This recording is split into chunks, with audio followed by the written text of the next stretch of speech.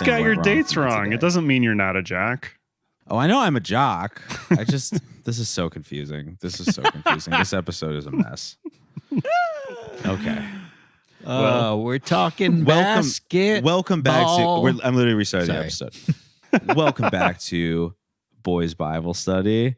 In the heat of these incredible, exciting NBA finals, we thought it would be only right to get back on the court and get in the spirit of the game.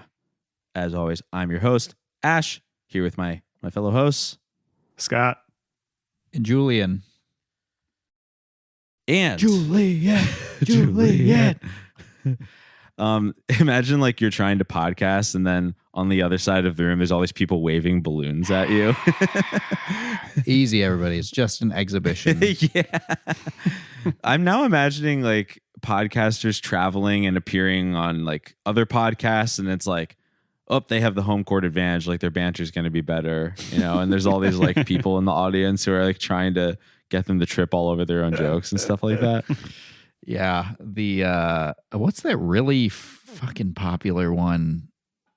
With the guys from Arrested Development. The guy from Will and Grace. I couldn't tell you, I'm afraid.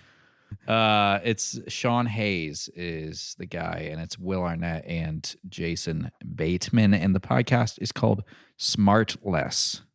I've literally never heard of and this. And they go on tours life. now and stuff. I mean, every fucking podcast goes on tour, yeah, except for the us, big ones apparently. Goes on tour. Well, one can't get out of the basement. We could tour Australia. Let's go to Australia.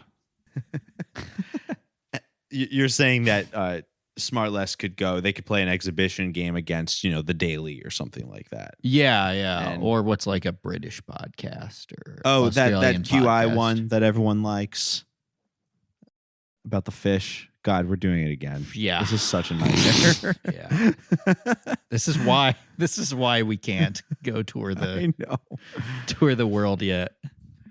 Anyways, we don't have our fundamentals down. Anyways, big basketball fans on this podcast, guys. Who do you have to go all the way in the NBA Finals this time around? Scott, I don't know. I feel like the Denver Nuggets are the obvious choice. They've been so good all year. They have their last 2 years MVP. Probably should have been MVP this year. But you just can't count out Jimmy Buckets and the Miami Heat. Himmy Buckets.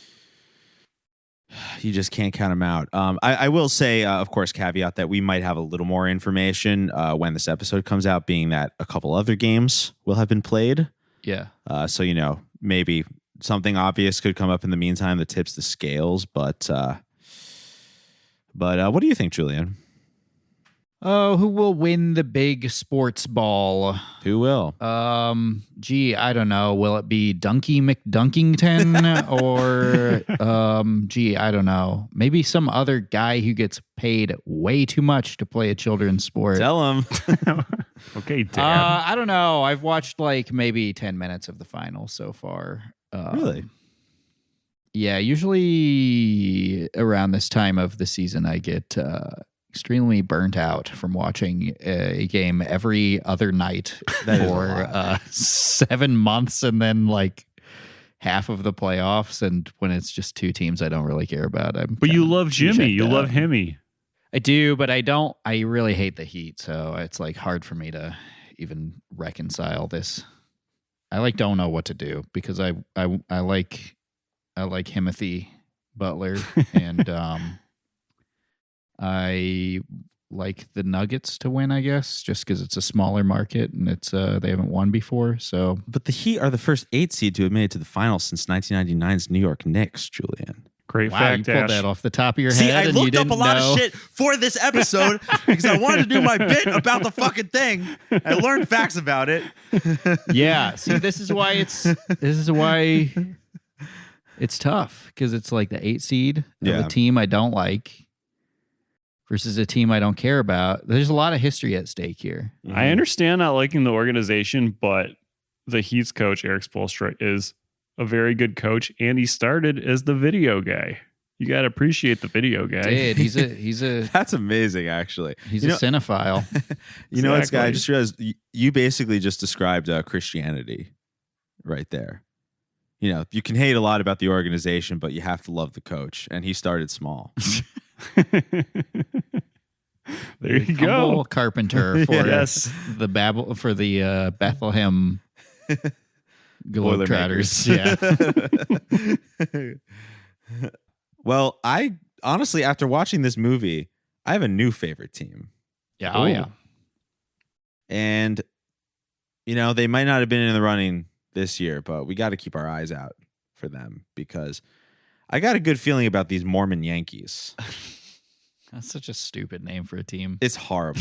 You know, this is like a true story. Yeah. Even though it's true, I still think it's a bunch of bullshit. I have theories about that. I've been thinking long and hard about this. It doesn't add up to me.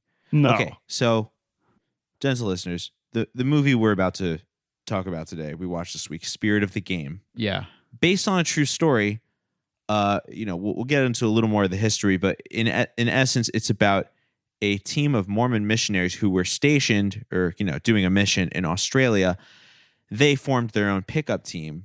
And apparently this team was so famous and good that in 1956, they unofficially played exhibition games with every Olympic national basketball team that came to Melbourne for the Summer Olympics Yeah. and beat all of them except for like the USA and someone else. Did you notice in the credits it said except for Russia? It didn't mention that they lost to the USA too. Oh, I don't know. Maybe I'm misremembering And the the Wikipedia, Wikipedia. it mentions They lost to to USA. the US and Russia, which were literally the Interesting. only two teams that were good, let alone competent at basketball in 1956. I see. I was looking it up. There was like 10 countries that played basketball. Okay. So it's adding up a little Okay. more to me. Yeah, and Now. they all lost by like 40 to 50 points to the US. Of course. They Yeah. even said in the end that the Australian team came in a respectable 12th. And I was like, how many teams could there have been? That would have been last place, I think. So And I like, guess they did need some coaching from the Mormon Yankees. yeah, and I mean, not to diminish the accomplishment, but I mean, like it wasn't until like 6 years ago that like any other team in the world could hold a candle to the US. Right. Right. I mean, if you look at a picture of the Mormon Yankees, which you can do, again, they are a real team. You can look at a picture of the 1956 Mormon Yankees, and I cannot emphasize enough, they look like podcasters. Yeah, I think what I'm trying to say is most like American high school teams could have come in third in the Olympics At that time. at that time. That is incredible. Like, Yeah. I know that. And they had one guy Yeah. who was 6'6" on their team, and they're playing against like the Philippines and China, which not just like statistically, I think the average height of Much everyone less in than the that. world is much less than 5'6". Right. But like when I went to the Philippines recently, somebody asked me if I played center when I played basketball. Wow. I'm 5'10". Yeah. Yeah. That's awesome. Yeah. The Mormon Yankees look like if the three of us and Loose Lips by Loose Meat podcast, like all went to a different country and like, yeah, we're doing Harlem Globetrotters type stunts on, I don't know, whoever was there. Yeah. It is just amazing that these guys wandered into Australia and were just like the best group of 10 people who had ever played basketball until entire delegations of countries like ostensibly put together a superstars team and sent it this way. Basketball was a newer sport then. Not brand new. It had debuted in the Olympics about 20 years prior. Yeah. Is what I read. And so, I mean, it is just, can you imagine living in a time when you can just like fucking be a regular guy and be like the best basketball player in the world? Like, it's so hard to imagine now. Like nowadays, if you walked onto an NBA court, like let's just say you were like you got within like, you know, a couple yards of like an NBA game, you would just be like, it'd be like putting food into a food processor, you know? Yeah. I do think that, I mean, Americans invented basketball, and there is something about the sport that feels very distinctly American. I hate to pile on, but it was actually Canadian who invented basketball. That's okay. That's a good thing to call out. But granted, although we do need help from our brothers in Serbia, yes, and other places around the world, in order to really like make our hoop dreams a reality. Yeah. But so, you know, it's not as if like, I mean, there's many good foreign players. This story's such bullshit. This story's bullshit. Australia is it like doesn't feel right. Fucking. There's like been like 5 people from Australia to ever play in the NBA, and they were all within like the last 10 years. Yeah. I think there's only 2 guys from Australia. Well, 3, if you still count Ben Simmons. In the entire NBA. I think so. And can you think of more than 3, Scott? All I can think of is Jack Landale. Okay, 4. Oh, and Joe Patty Ingles. Mills. Oh, Patty Okay, Mills. 5. 5 people from Australia play in the NBA. That is an all-time high. And this movie took place in 1956. Yeah. I'm pretty sure they had to like teach Australians how to play basketball when they went over there. Yeah. I'm just saying, like, how big could the excitement have been? Right. These are just random Americans. One potentially maybe was playing in college, the 6'6" guy, right? Yeah. No, these were straight up like, if like 5 guys who played at the park became the most famous athletes in an entire country. Yeah. The country had never seen this. They were the only people who knew how to play this sport. Right. It's legit like if you showed them how to make fire. Yeah. Or something like that. And they go up against France, and they're like, these are the toughest guys we've ever seen. And they all look like fucking Jacques Clouseau. I will say, you know, not to jump ahead, although we can certainly go out of order, but my favorite part in the entire movie, absolutely favorite moment, is when the Mormon team is maybe they're playing an exhibition game, and the 2 like scouts from the French team come in. Yeah, and you're right. One of them looks like Jacques Tati from Playtime, and the other one looks like I don't know, Snidely Whiplash or something. And they're both like they're in the gym like, we will never lose to these religious bastards. So stupid. It is so stupid. One of them's wearing a shirt that says France. It's real secret here. Yeah. To give you an idea of how tedious this movie is, the climax to the movie is an exhibition game against France in basketball in the year 1956. Yeah. France would go on to come in, I think, 4th place in the Olympics, and lose by like 100 to the U.S. It was also cool they act like this inspired a nation. Yes. It also is great that during the game, the French gave like 12 of the players bloody noses. Yeah. And they all looked like Carrie at prom while they were like playing. Yeah. It was awesome. They didn't, they didn't give up. We might as well stay on this final game. I agree. Let's start with the final game and work backwards from there. So like our hero of the movie, the protagonist, he is like the most beat up, but then the coach is like, you got to think about your health if you got to step out of this exhibition game. And he's like, no, I got to stay in for the team, whatever he says. And then they make it clear that there's only 3 of them still in the game. Why would that have happened? Why would there only be 3 of them left playing instead of 5? I did not understand that either. Like the idea that the French were like so dirty and so outskilled by the Mormon Yankees that they had to hurt them on every play. Yeah. I mean, from the team picture, there were at least, I see 10 Mormon Yankees. So the French people knocked 7 of them unconscious. Yeah. 7 of them were knocked unconscious or fouled out in that time. I don't know if Seems- foul outs were a thing. That's a good point. Maybe they were. Probably not. Maybe they I think were. you got 10. I think you literally got 10 fouls back Interesting. then. The rules are so different. This story's so stupid. This I hate story it is so really much. stupid. Because it's like back when basketball was just really stupid, Yeah. Yeah. and you couldn't do any of the cool stuff you can do now. There weren't 3-pointers. Yeah. Did it drive anybody else crazy how that one Mormon guy had like a trail of blood coming down his mouth that Yes. like never went away, never changed, never wiped it off? No. Yeah. Right. And then even during like the ending celebration, he still had it going down the side of his mouth. I love that.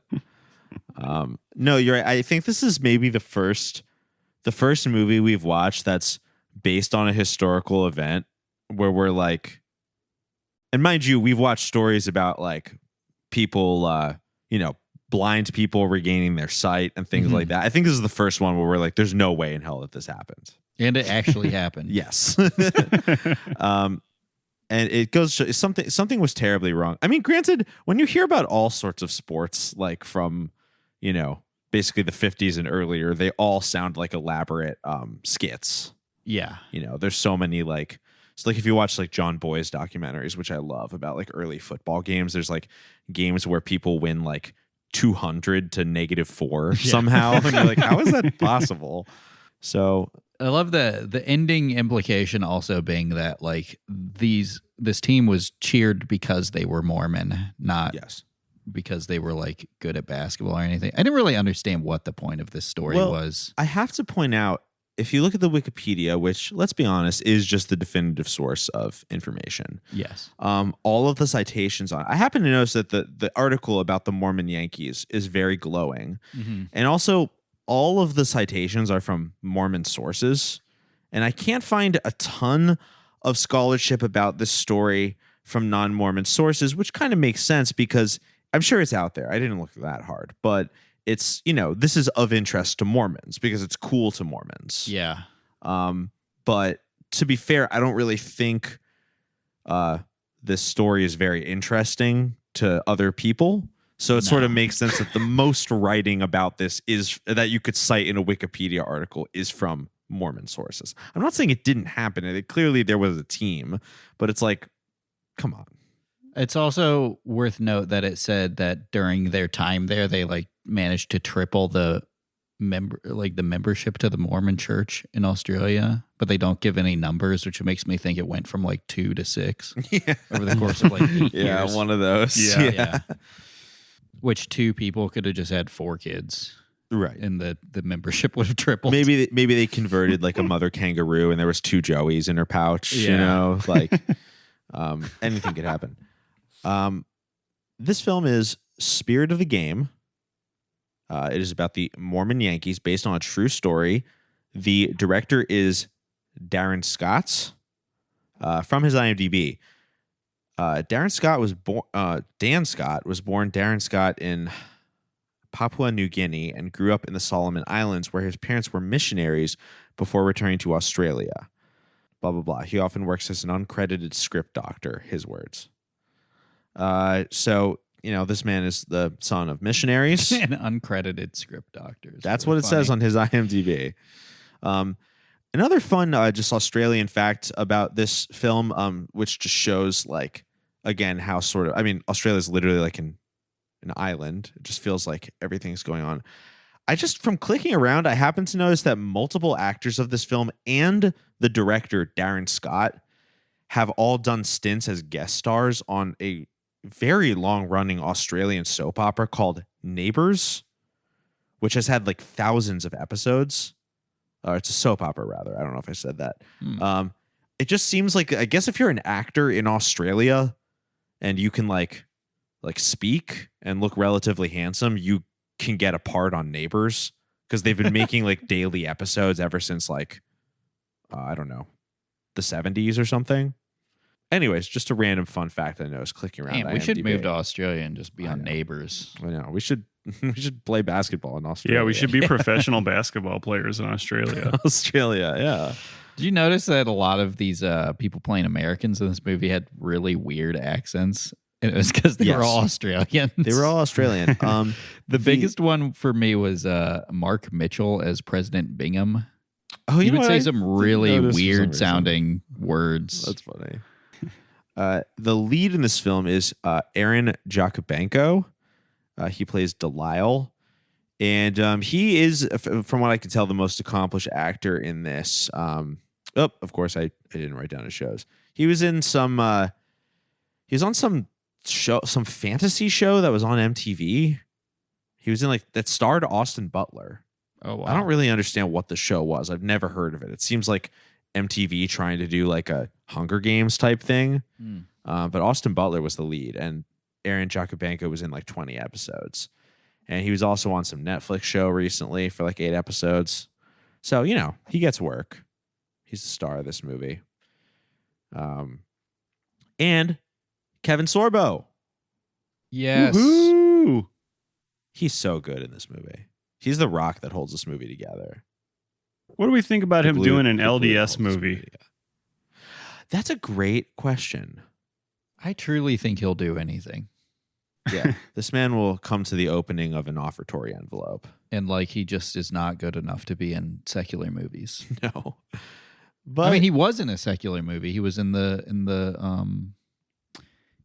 Bernie Sanders parody movie. Right. Yeah. Oh. Free Lunch Yeah. Express, I believe it's called. Yeah. I don't think he actually cares about religion, to be honest. Yeah. He wants to work. He wants to vaguely do things that are wholesome, I guess. Yeah. Or conservative, or politically conservative. Yeah. Right. Or just bad shit insane, given his ending thing at the Left Behind movie we saw. Remember his address to the audience? Yes. Boy, do I. Yeah.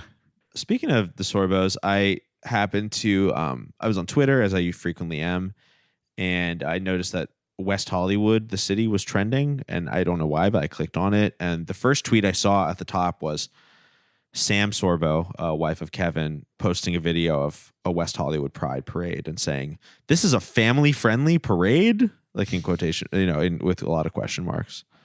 So, Sam Sorbo's not down with the WeHo vibe. It's all right. Was she actually in West Hollywood? Or No, is she was just just sharing a video? reposting some video. That'd be so cool if they came out here. Oh my god! You'd get them on the pod. We can talk to Brayden. We can't talk to Brayden. Did I? What would we honestly talk about if we had any of them in the I room have a with lot us? to talk about with Brayden. Did I mention to you guys that when I bought a shirt from his website that I bought it a couple days afterward, and when I got my package, it said I was order number 001. Wow. I may have been the first person to purchase a Braden Sorbo shirt. I think I bought it 3 or 4 days after it dropped. Wow. How many followers does he have on his? He has a decent amount of followers on his Instagram. When he first started posting on Instagram, he might still be kind of popular on TikTok. He actually was quite popular on Instagram and TikTok. He was handsome and thin and was doing the e-boy thing. He looked kind of cute. But now he's a bodybuilder, and he posts a lot of very overtly conservative and kind of intentionally sort of conservative and a lot of misogynist humor and blah blah blah. And he does not get. He has 23,000 followers on Instagram, but he doesn't get much engagement comparatively. That's wild. He changed his vibe, and his bio says unchivalrous Christian. Unchivalrous Christian. Huh. Yeah, Why is that an identity? It's crazy. I love him. You think he's gonna be one of those guys God who bless talks about having anal sex with your bro, but it's not a gay thing, it's a natural thing? Oh, that's a little too new agey, I think. Okay. That Canadian guy, yeah. Oh, Will Blunderfeld. Will Blunderfeld. Yeah. Listen, I'd be willing to talk to Braden Sorbo about these topics. There's nothing off the table as far as I'm concerned when he does come on Boys Bible Study. In fact, I have quite a lot about this to say to him. To me, he seems more like those dudes who just, for whatever reason, they have podcasts like they're always posting clips of men on podcasts. Yeah. Just like berating women. Yes.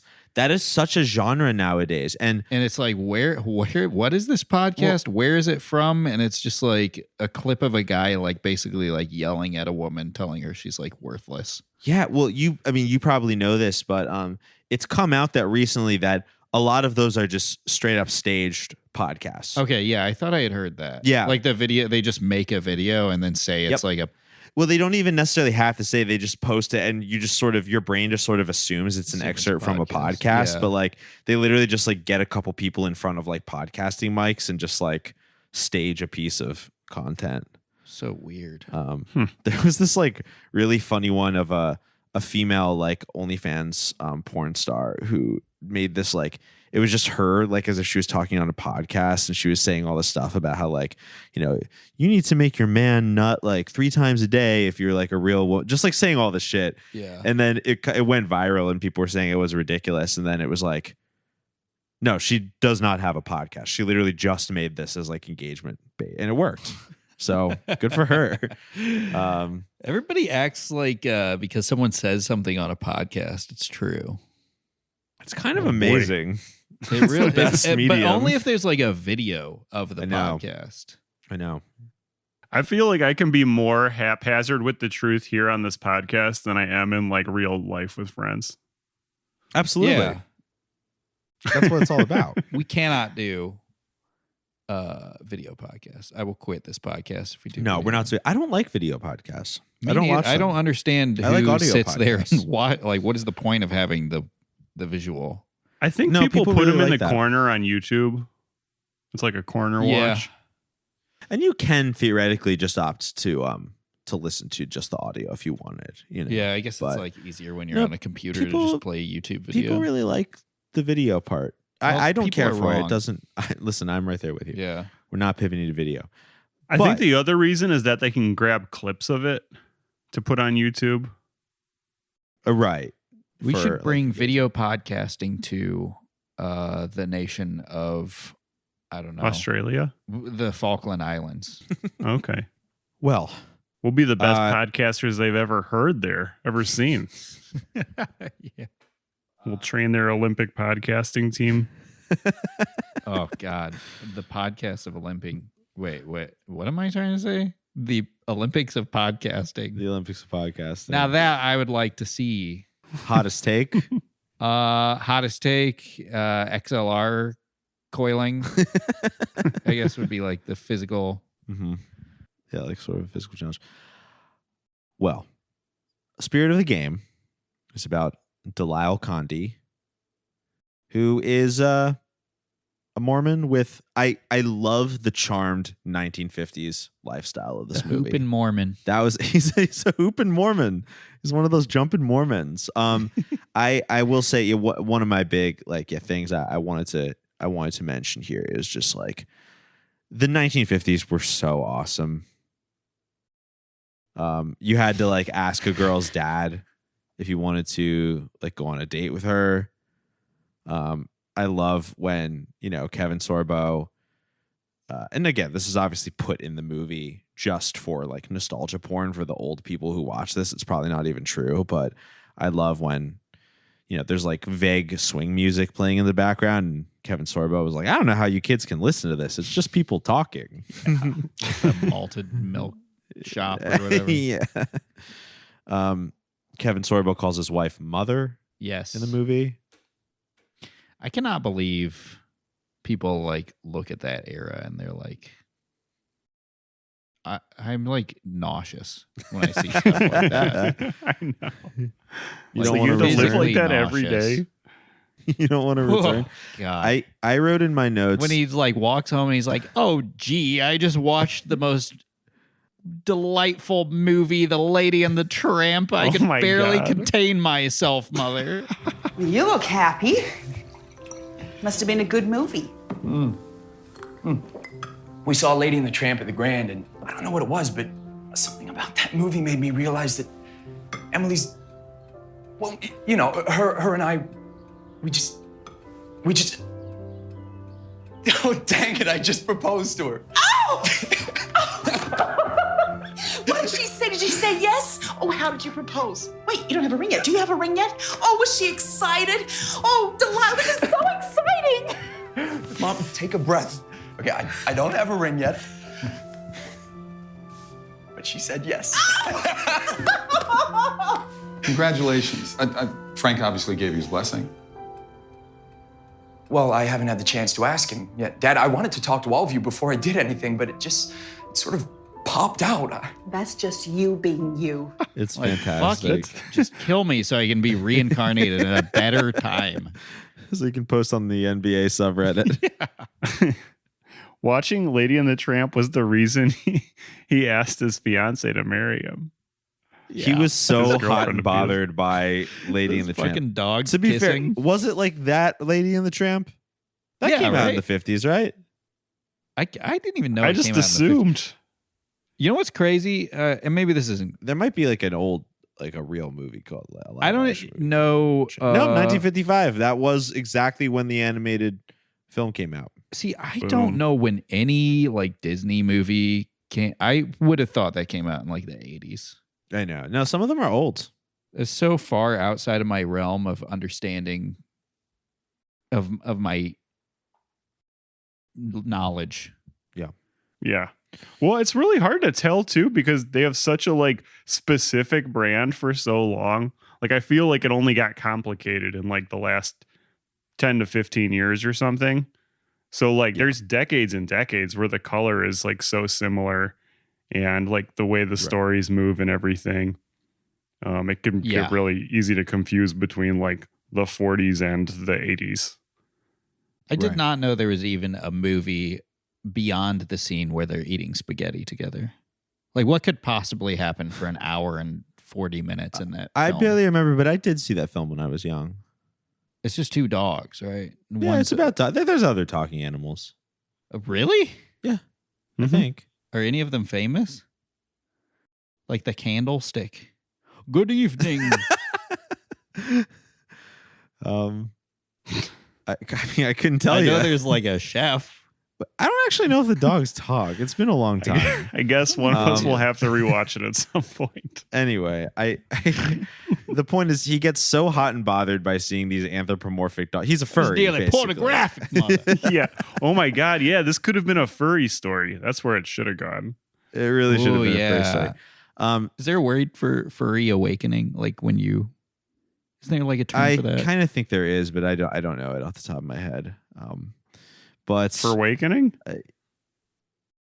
That sounds good. That sounds good. Out of all the offensive things I've said on this podcast, I'm like the most nervous about getting the furry awakening term wrong. They will remove our funding. they will find ways. The K-pop fans and the furries, you have to watch out for both of them. Yeah. they will get your funding removed.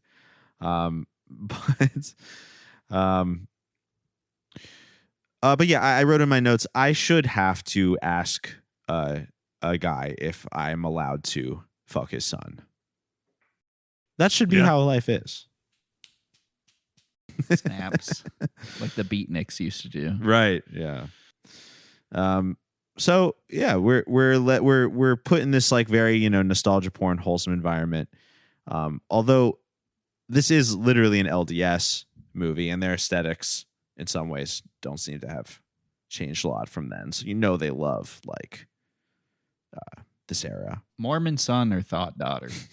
Mormon son. Okay. 100%.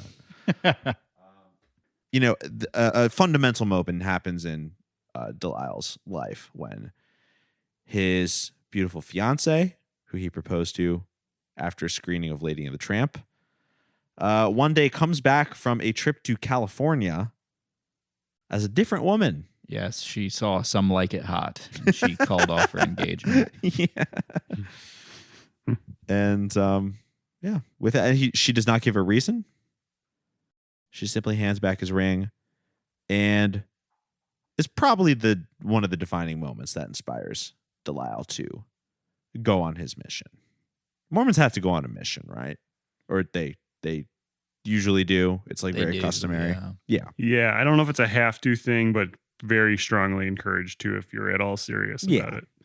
I do look, I know this is like just another form of like colonialism. Sure. But I do think it's kind of bullshit that some of them get to go to like, oh, I'm going to Albuquerque to mission. I know, right? Or I have to go to Cleveland to mission. I know. Right. My our friend's guest- brother from Cleveland went to New Jersey for his mission. Come on, dude. That's not missioning. Didn't we talk about this on our Passage to Zarahemla episode? I have Probably. to go to Zarahemla to mission. Yeah. I maybe it was you sharing that story, Scott, but I remember like Daniela saying that was like a thing. It was like people hoping that they got to go on a good place. Yeah. Yeah, for totally their makes mission. sense. Yeah. Because you could go like, ooh, I got to go to Hawaii. Hawaii. Or I got to go to Cleveland. But he decides to, or it gets assigned to, it's hard to say, go to Australia. And that is where he meets the guys who will eventually form, just completely accidentally, the best basketball team to ever play in Australia. I love when he goes to Australia. He's like, I'm so sick of the Vegemite and it's hot here.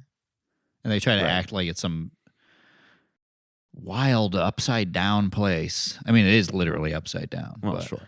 It's an upside down place where people don't want to talk to Mormons. yeah, they were really reaching for things to complain about Australia. Yeah, like culture shock. Yeah. This brings me to another thing I wanted to discuss. Why wouldn't someone want to talk to a Mormon missionary? Probably because they keep coming back to your house during work hours and somehow get through the front gate of your apartment building and remember everything about you, no matter what you say. Yeah. Until you list their phone number on Craigslist. Yeah, it's just one of those things where it's like, okay, the goal of missioning aside, I don't think people really want to, for the most part, unless they are a very vulnerable and impressionable person who can't say no to anything. Yeah. I don't think most people want to just interrupt the flow of what they're doing to talk to Mormon missionaries. It's always an unexpected. Like, what are the odds that you're not in the middle of something? Yeah, like ever. That you wouldn't rather do than talk to a missionary. I know. Also, the one lady who did say, all you do is find underage women to marry. That was probably the nicest encapsulation of why people would not want to be talking to Mormon missionaries, especially in the 50s. When it seems like Mormonism was even more novel than it is today. Right. Yeah. One of my favorite moments was when they are lamenting how there's like not a single polite person who will, not even just like not listen to their message, but just straight up won't like, try to hit them with a broom or something like that. And they run into like literally the people depicted as the dumbest humans in the entire movie. Like that woman who's like, what kind of they say they're from the Ladders and Snakes instead of like the Latter-day Saints. And then they don't end up actually listening to the Mormons, but they're like the first people the entire day who are nice to them. Yeah. I know that's supposed to be a scene of like comic relief in the movie, but it's kind of funny that like they're like, God, I wish just someone was nice to us. And then they meet the two dumbest NPCs in the entire movie, and they're the only ones that are nice to them. I was hoping that they would be the first ones to listen, but they didn't do that. They were, but it was still just like, I mean, I feel like, when you go door to door, you really are just like, I mean, praying isn't the right word, but it's just like you are sort of hoping you'll meet someone with not as many boundaries. It just struck me that next time the Mormons or Jehovah's Witnesses come to my door, I should just immediately be like, here, can you hold this? And like see how much I can get them to help me with around the house before they leave. Oh, that's so funny. Or just be like, I'll be right back. And then don't ever come back and see how long they will wait. I like the idea of like handing them like a pot of like hot water or something. Just like, can you just hold on to this for 1 second? Literally a hot potato. Yeah. The contrarian in me would like to be like, you know what? I'm going to talk to these people. I can't do that. I can't afford to do that. I'm busy. What are you going to talk about? Exactly. Nothing to talk about. Get them to clean your People- bathroom or whatever. This is what I'm saying. Like, see, like Are what Mormons- don't you want to do around your house that you know that a random person could do? Yeah. Could you remind me, are Mormons the ones with like only 10,000 people get into heaven or whatever? No, that's Jehovah's. That's Okay, Jehovah's never mind. Witnesses. Never mind. Mormons believe that black people are cursed by God. Yes. That's probably why in the real story of this movie, the Harlem Globetrotters came to Australia first, Mm-hmm. captured the imagination of the Australian public, and then the president of the Church of Latter-day Saints said, we've got a team coming here that's even better than the Harlem Globetrotters. And that was the Mormon Yankees. Not how it played out in this movie. That's That what seems happened in more real likely the life? story. Yeah. Oh my Even god. according to the Wikipedia article written by the Church of Latter-day Saints, that's how it went down. Wow. That's a good point. So they couldn't even get Oh their yeah, story it really straight. does say that. Like they build them as like, I mean, because again, it was the 50s. Like no one could like check up on these things before the Yeah. people came to town. But yeah, did they literally like make a claim like these guys are better than the Harlem Globetrotters? Yeah, but it's just like it was such clearly like a planned marketing thing for the church, Mhm. not like in this movie where the missionaries are banned from playing basketball because it's not the focus of their Yeah. mission. And then through the power of like love and patience, they like show that sports can be an effective missioning tool. Yeah, that guy who was like running the whole operation was so dumb. They're dumb as He was fuck. like, why are you playing basketball? You're here to convince these people to come to the church. Why are you trying to relate to them? right. And then he was like, what the hell are you doing going to a prison? These are the Yeah. last people we want a mission to. Yeah. I love that in a Christian movie where someone doesn't understand like the basic tenets of the most obvious tenets of their religion. They're posted as like a dramatic foil to the character. Yeah. Because a Christian movie needs some kind of conflict. It was just as love it. obvious as the setup as could be, but it was still like working for me. I was still like being like, oh, come on, dude. Yeah. Yeah. It was also really funny how like against going to prison they all were. Like, Yeah. we're gonna get stabbed and all this stuff. And it's like, bro, isn't it your fucking job to like get people to like confess their sins and become Christians? Yeah. Like, no matter who they are. Right. One of them said, I saw a James Cagney film once. The prisoners stabbed each other. Yeah. That was really cool. That was cute. I like that line. They go to prison. They play a sort of modified basketball. Prison rules. It was like, yeah, prison rules basketball. The hoop was very low. I can't imagine anybody they were playing against prisoners, right? Yes. Yeah. I cannot imagine anybody in prison in Australia in the 50s knew how to play basketball, let alone the general public of Australia. Yeah, I think it was really just one of those things where it's like they set up two hoops and they were just like, go for it, boys. Yeah. Which is why there were only 3 Australians left standing during the 3 Mormons left standing during the French game. Yeah. There's It's this funny video on YouTube I found of this like Russian bodybuilder is like a UFC fighter or something. Mm. And it's like, here's how we play basketball. And it's like, oh, this is the Eastern European version where we can walk with the ball and you have to like tackle somebody to the ground to get it. And like people are like, wow, this is so much cooler than like how like weak like the US version is. And it's just like, these guys just don't know how to play basketball and they do not Right. care. Right. Yeah. Do y'all remember when there was that brief run of a sport called slam ball? Oh yeah. I kind of do. The trampolines. Yeah, the court was all trampolines, and people wore pads. It was just, you're encouraged to dunk from as far away as possible. Yeah. right. Sort of like an XFL. Yeah, totally. Even more. It was in that era, but this was even more novel than the XFL. Right.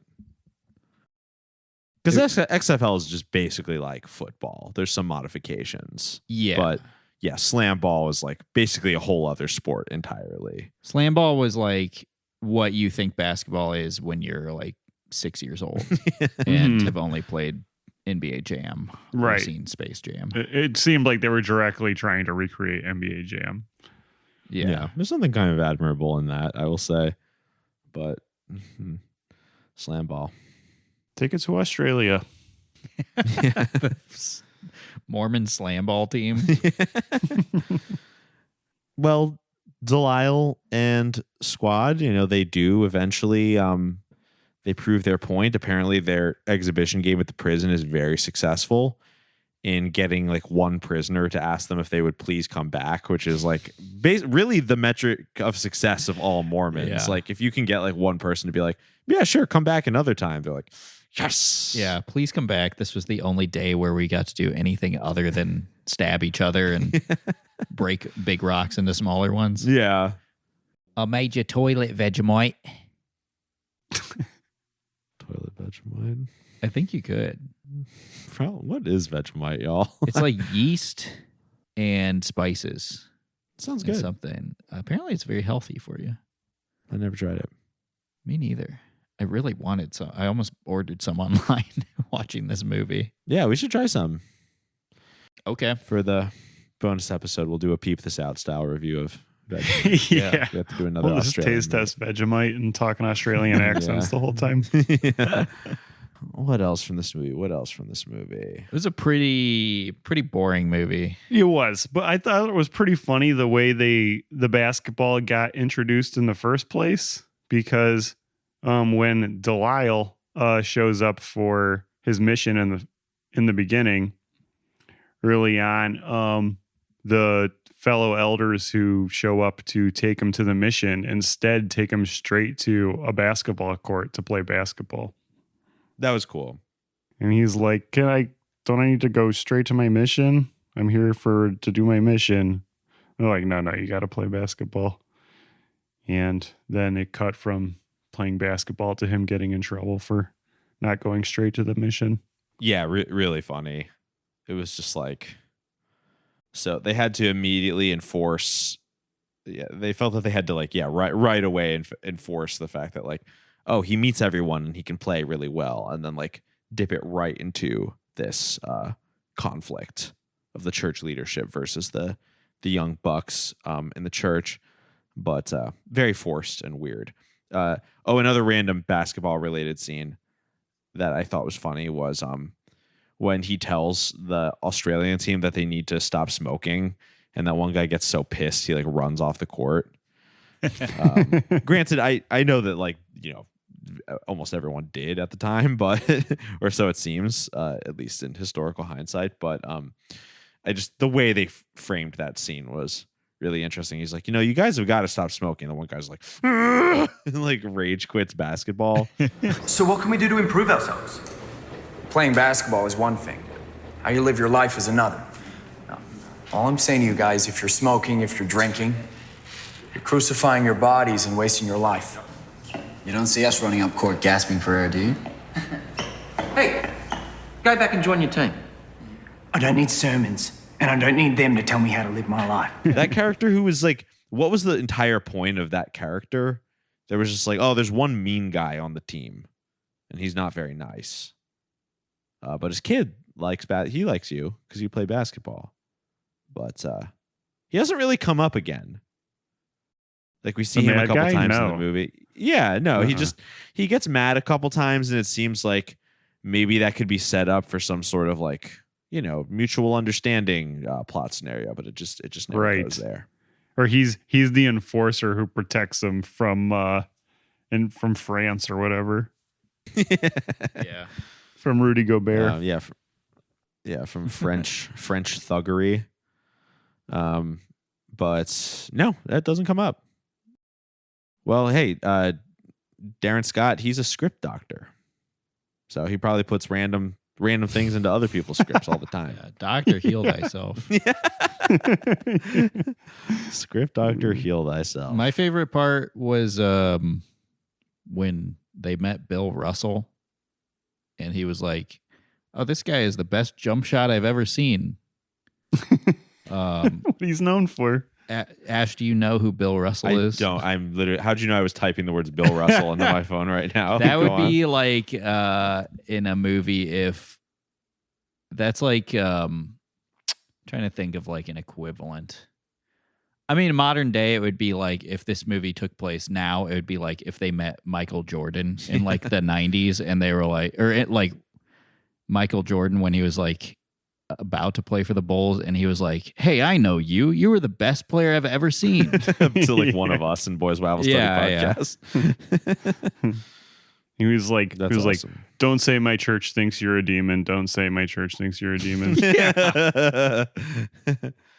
But that's like such fucking like, oh, even the greatest player. Some people say he is the greatest basketball player of all time. And they're like, oh, even he said that the Mormons were, you know. He said they were some funky ass white boys. He said they had flow. And that's great. The Mormon church has flow to this day. Yeah, what else about this movie? I thought it was really funny after the prison game. President Bingham, that was his name, right? Australian head of the Mormon church, specifically at Latter-day Saints, says this game could set the church back years if this gets out. Pretty funny. Yeah. These people need to learn that all press is good press. Exactly. Other random anecdotes. If you look at the Wikipedia page for the Mormon Yankees, which I do frequently, apparently I love this sentence from the history column. The phrase muscular Christianity was born as a description for using recreation for religious purposes in the early 1900s. I am really into the idea of muscular Christianity. Is this the first you've heard of it? Yes, that's the first time I've heard that particular phrase. I only ask because my friend who's not into like Christian lore or anything told me he was like talking to me recently about how like, oh, like Steph Curry and Tim Tebow are like followers of muscular Christianity. He was like telling me it as if it was like a sect of Christianity that they follow. And I was like, dude, I'm pretty sure this is just like kind of a made up thing. Yeah, I'd never heard of that before. That sounds like something that people would talk about in the 1900s. Now I think it's just like... It seems kind of like an online thing that people use to try and make Christians seem like they're in a cult. Like people seem worse than they are. Yeah. Or whatever. Sounds like a physical disorder. Yeah. Yeah, pray for him. He's got the muscular Christianity. Yeah, going up to the bodybuilders at the gym and giving them their last rites. I mean, there definitely are online Christians who, their aesthetic is to, or just, a part of their day-to-day identity is that they, combine their love for physical activity and sports and bodybuilding with them being Christian. I mean, hey, even Braden Sorbo, who we were talking about earlier, that's definitely a part of the way he puts his brand forward. I guess what I'm trying to say is like it seems like a new thing that dumb people online are trying to like say, oh, this has always been around and like, these pro athletes subscribe to it, and I'm just like, I'm pretty sure they're just muscular and Christian. No, I'm pretty sure they don't like read books about muscular Christianity. No, I'm sure they don't. Yeah, it's not like a strategy, a group strategy that anyone's purporting. I think it's natural that a lot of I'm honestly paraphrasing what I heard them say on Red Scare one time, which I thought was smart, which is that like it sort of makes sense that a lot of athletes, very good athletes, are sort of outspoken Christians because like when you're sort of blessed, for lack of a better word, with this like very of course you worked really hard and trained really hard in your life, but you also have a sort of like God-given energy and like talent and stuff. It kind of makes sense when you have used your body and excelled in such a way that you've made this like very like comfortable and lucrative life for yourself. Like you would believe in God. I haven't pulled the NBA, but I wouldn't be surprised if there is a relatively high percentage of Christians and religious people in all sports, right? And like, what would sway you from that if that's been your arc? Because like, I was a Christian in high school. Like if my basketball focus had taken off in that direction, why would I have ever swayed from it? Yeah, right. Yeah. I was going to say, if you're constantly being told, like, if you believe in God, you will be rewarded. And then you are rewarded. Get like the thousands of lucky breaks you need to be like excel at basically anything. Yeah. Yeah. To be like the 0.1% of people who are lucky enough to play a sport professionally. Of course, you would believe that like God was blessing you. Yeah, sure. Makes sense to me. Yeah. Yeah, I don't think that that means that these athletes are a part of a movement called muscular Christianity. Yeah. I think it means that they are exceptional people, and they credit, they are humble and credits a divine spark rather, as a part of why they've been able to achieve the things that they have. Yeah. I think the like root of muscular Christianity is just like the idea that like, oh, God gave you your body, so you should take care of it. Yeah, totally. And I know when that comes down to like specifically like a sort of new, maybe alt-right conservative like bodybuilder point of view, like that is definitely a big part of it. But they also, the thing about them, which is none of them are like pro athletes. These are like internet, very online people. Yeah. They also equate this sort of cult of cultivating aesthetic male beauty with that, which is not really what pro athletes are trying to do. You don't really get the sense that any pro athletes, they might be good looking or whatever, but even the really like, self-centered ones, you never really get the sense that they think of themselves as like physically beautiful people. Yeah. If they are, it's almost a byproduct. Some of them are, be looking pretty busted, but everyone loves them, of course. But this specific type of like the Braden Sorbo type of like extremely online alt-right athlete is like, their whole thing is like, look at me pose with my muscles and like take cool photos and stuff like that. And it's like, that's their way of identifying as like an athletic Christian. Yeah. Well, they have to compensate for the fact that they weren't good enough at athletics to excel at anything other than just repeatedly lifting weights, which does not really require, as somebody who's, as we are both, getting more into the gym lifestyle. Yeah, Julian and I are muscular Christians now. Gotta admit, not a very difficult thing to do. That is something very interesting. Doesn't seem to require a lot of skill. Well, that's what's great about going to the gym and why it has really become like probably the most common athletic pursuit in general is that it's very interesting. No, it really doesn't require skill. It requires like routine. Yeah. And, maybe a sense of like discipline. But it's funny because the gym, going to the gym gets like easier and easier to do. Like, there's this very specialized equipment and you can get like all the workout training you need very easily online. There's what I'm trying to say is there's less trial and error. You still have to put you still have to put in the effort, but it's like very easy now to know like what to do and where to start.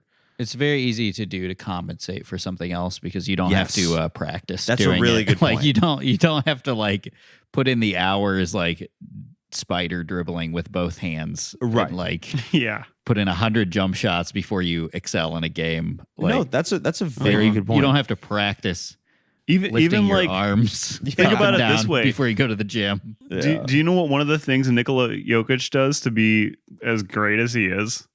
He lifts weights as soon as the game's over. Every game. Wow. He just keeps I gotta start playing basketball before I lift weights now? Yeah. Do you want to be a Serbian filmmaker? I was literally just trying to come up with any word that was like a Serbian athlete. I literally was just trying to think of the word like athlete. Yeah. And my brain was just like film. That was the only so that sentence failed. But I feel like Nikola Jokic has become sort of an icon to a lot of unathletic white people. Yeah. As like evidence that like hey, we're still good at basketball. Completely disregarding the fact that he is insanely talented. Right. But he just looks stupid. Yeah, he just has And also, like, he doesn't look like most basketball players. Yeah. Right. But then the gap between him and the average, like, unathletic white person is still the only thing they have in common is skin color. Right. 100%. Also, like, sorry, bro, you're not Serbian. Yeah. You know, that's to not the even Americans, white. that That's is not anything. even white person.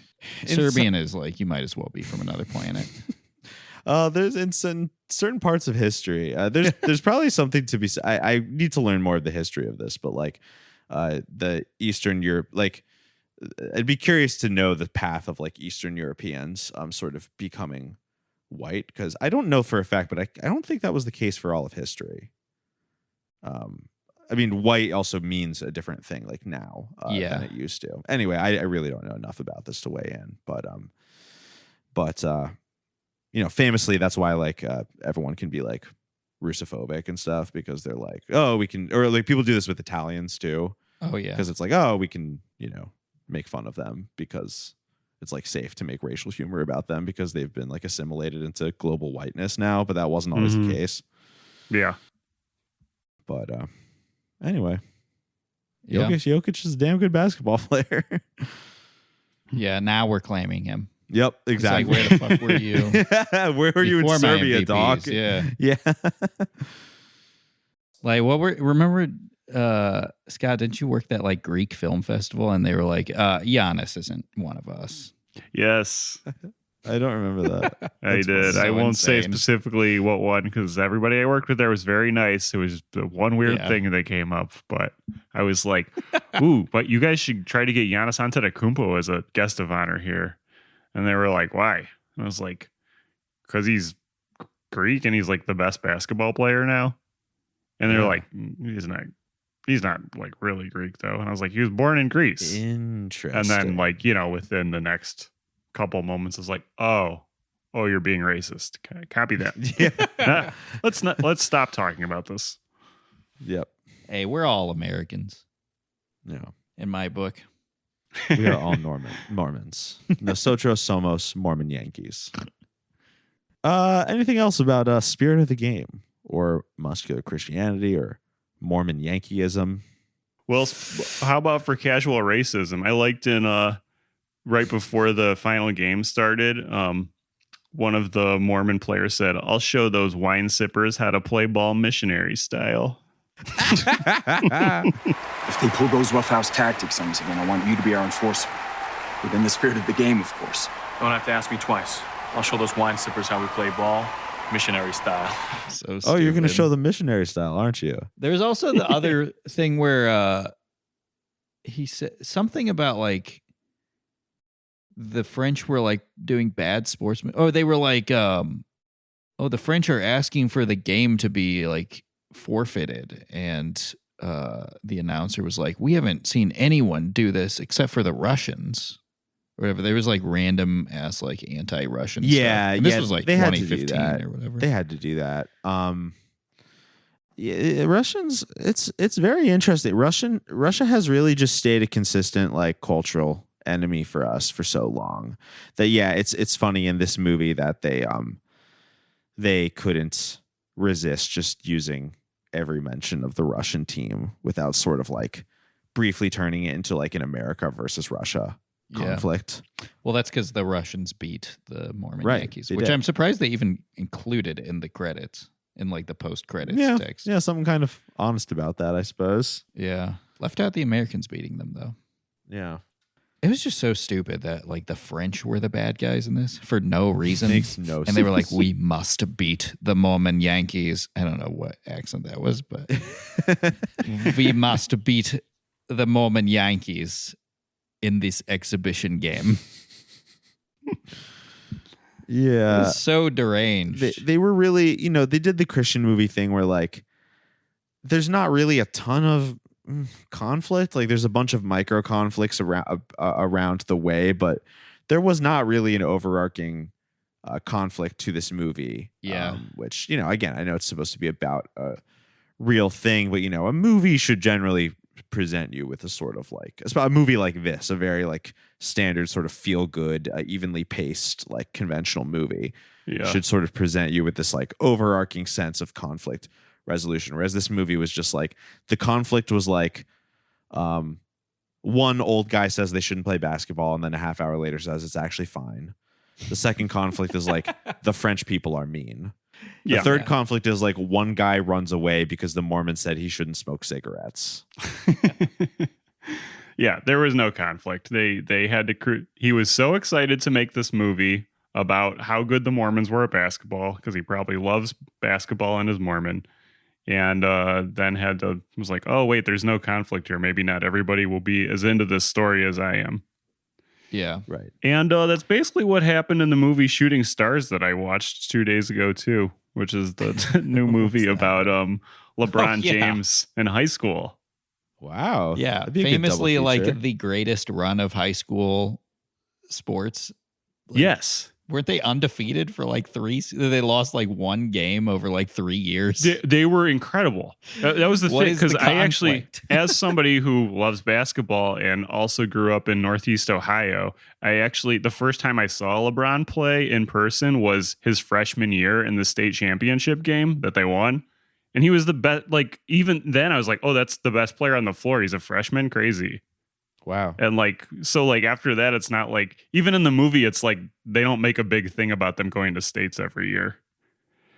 So what they had to do for the conflict is another thing about LeBron James High School is that like he had the same group of friends that he played with from middle school on.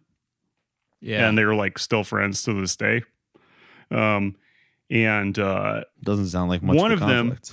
One of them probably honestly the second best player from that group through LeBron James High School, Drew Joyce. He was short for a basketball player.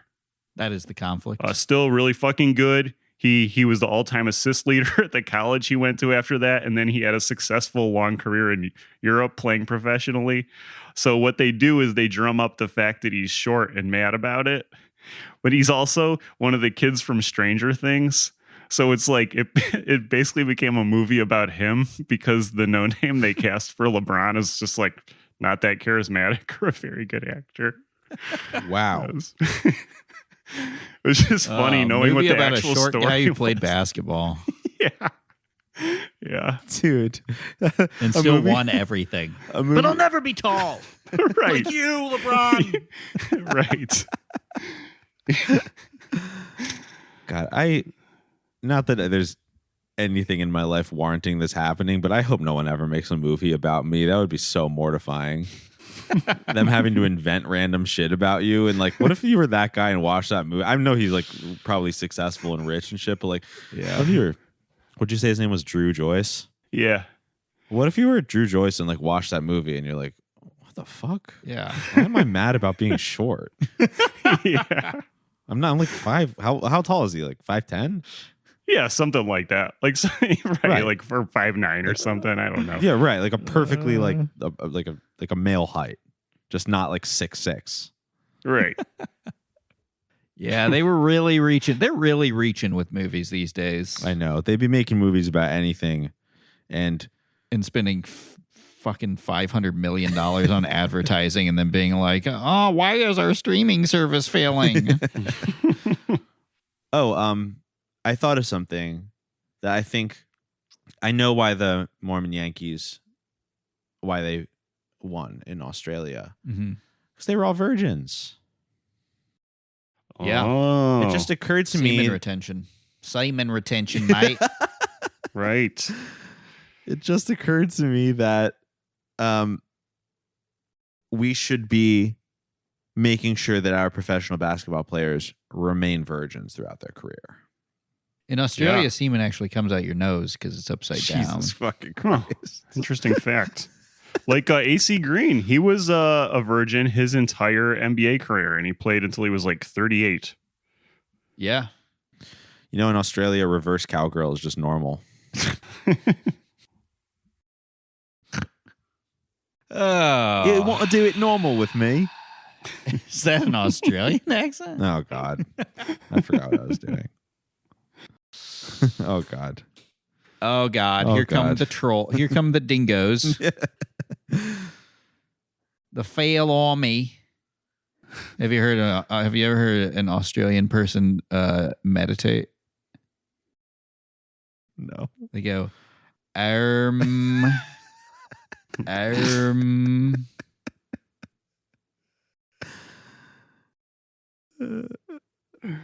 That's a good thing these guys weren't Buddhists, We would have been hearing a lot of that. The in this Buddhist, movie. They weren't the Yankee Buddhists. They weren't the Mormon Bodhisattva's. Bada baby. It'll be cool when 5 years from now I can watch this movie in whatever religion I want, thanks to AI. Yes, I agree. Here's this bloke named Siddhartha. It'll be so nice, when we can watch a movie, but I can just say, like, if you want to be good at basketball, you have to give up all worldly possessions, earthly desires. That's kind of true. Sorry, go ahead. No, that's kind of true. Yeah. I was just saying, I refuse to give up my earthly possessions. No, I'm just thinking, like, it'll be fun one day when you can just be like, show me a movie about a Buddhist basketball player, and it'll just, make you a really bad video. Yeah. You can be like, I thought of the funniest prompt the other day. That's why people are so excited about AI, because they get to be like, I thought of the funniest picture and then it made it for me. Yep. I'm such a genius. Oh my God. I thought of Bert and Ernie in Friends. What if Harry Potter was a 2000s dating show?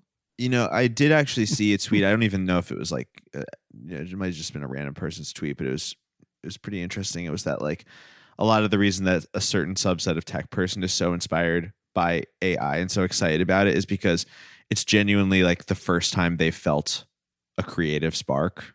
Yeah, makes sense. Like the joy of creating. I mean, that's why it's all fucking like fucking tech millionaires and billionaires who are excited about it, because they're like, finally, I can make something. Yeah. I don't have to deal with telling real people what to do. Yeah. I can just whip it up in here. And it will never say no to me. Unless I need it to say the N-word to stop a nuclear attack. Which is, quite frankly, it's gone too far. Yeah. It's gone too woke. The Mormon Yankees have gone woke. Well, what do you say, boys? Should we give this thing a rating? Yeah. I don't even remember what we were talking about for the past hour. You lost time. I've gone silly mode. Yeah, this time I've gone silly mode over here. Yeah, we're sipping silly Mormons. Well, we've been sipping on our new these drinks have got the drink New Brew has got to sponsor our podcast. We should go. It is a new kratom infused soda that you can buy at liquor stores in Los Angeles. Kratom and kava. What? A kratom and kava infused soda. They might not have them out there yet. They're based in Los Feliz. Like their address is on Hillhurst. I mean, that's awesome. I would literally read ads for these. I think, again, I don't really exactly know if they work per se, but I think they do make us go silly mode in a way that's fun. And if our episodes feel a little looser lately, well, here's my ad read for New Brew. It's because we're on Euphoric opioids. Seltzer. Yeah, barely. There's none of that shit in here. As we're shooting up. Yeah. Barely an opiate. What do you say? Should we give this thing a rating? Yeah. Oh, I just thought of a funny movie. Yeah. The Silly Mormons, and they bring comedy to Germany. In the fall of the Berlin Wall, they have to go mission in East Germany and or formerly East Germany. They have to mission in Berlin, and they invent comedy. Yeah. Or they have to go up against the French in like the comedy tournament, and the French are all like mimes. And they play dirty. Whatever. Yeah, or they play dirty. Well, yeah, they like grab your crotch and boobs and stuff. And they draw depictions of the Prophet Muhammad. Yeah. Oh, and like early on, the President Bingham of Berlin is like, we can't do comedy. We're here to convert people. And then one of them slips on a Bible, and somebody laughs, and it leads to him getting him to come to a Mormon church. Comedy has brought us all together. What is this book? What is this funny book you have slipped on? Alternate idea for the working title, The Silly Mormons. It's just the Three Stooges missioning as Mormons. Oh. And think of all the fun hijinks that they would get into. The Stooge Mormons. The Stooge Mormons. I love the Three Stooges. Yeah, we got to watch some more of that. Yeah, let's watch more. I love the Three Stooges. They're so much fun. Mormon Joe. I just wish there were more of them. Like, I know. Why'd they stop at 3? Imagine if there was 5 or 6 Stooges. How funny that would be. Enough for a basketball team. Yeah. Well, 5 Stooges and then one sub. Yeah. Yeah. Well, should we give this movie a rating? Why the hell not? Spirit of the game, Bible Boys. What do we think? I'm gonna give it a 4-point play. 4 out of 4 points. 4-point play. Wow. Because they got the and one. You got me watching it. That's one more. I don't know what the fuck I'm saying right now. There's one more Mormon. One more Mormon. Yeah, a 4-point play. My language, basketball. A 4-point play, something that definitely did not exist in 1956. Oh yeah. Yeah, watching the actual basketball in this movie was quite atrocious, even by 1950s standards. It was pretty eerie how they all did play like they were in the 1950s. In the movie? Yeah, they actually got that down pretty accurate. Yeah, I would say well that cast. that's pretty impressive that you were able to get people who like are alive today and play like they're in the 50s. Yeah. I mean, I feel like even myself or similarly skilled people still at least would look aesthetically better at basketball than people did in the 50s. I gotta say, the guys they cast in this movie, they were hot. And in those shared rooms, they explored each other's bodies. Mm-hmm. But those short, they were tight double dribbling shorts for sure. I know. You don't have to tell me. That's for damn sure. I loved the part where Kevin Sorbo wrote to the friend of the King of the Mormons, and then the King of the Mormons sent it down to Australia that they need to play basketball again, so that Sorbo's son could play basketball. Yup, it's pretty cool. I love basketball, and I love Christian movies, and so I loved this movie because it was somewhere in between. It was a Mormon basketball movie. I'm going to give it 12th place out of 12 places to be in. Wow. Almost perfect in how much of a loss it was. I also love this movie. As a muscular Christian myself, it got me inspired to continue down the movement of muscular Christianity. I will be the greatest fudder walking dancer in North Korea to teach them about God. I'm gonna have to give this film.